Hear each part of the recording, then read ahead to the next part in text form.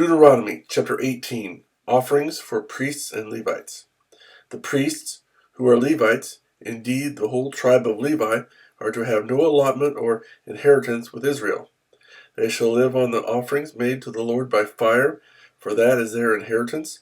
They shall have no inheritance among their brothers. The Lord is their inheritance, as he promised them. This is the share due the priests from the people who sacrifice a bull or a sheep, the shoulder, the jowls, and the inner parts.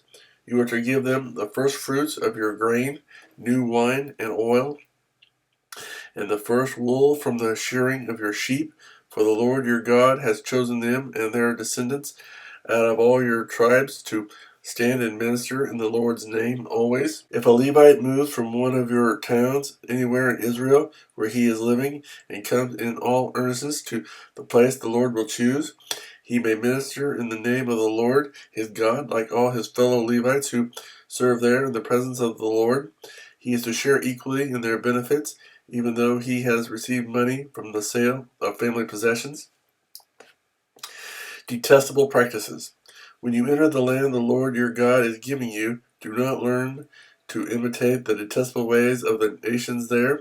Let no one be found among you who sacrifices his son or daughter in the fire, who practices divination or sorcery, interprets omens, engages in witchcraft, or casts spells, or who is a medium or spiritist, or who consults the dead.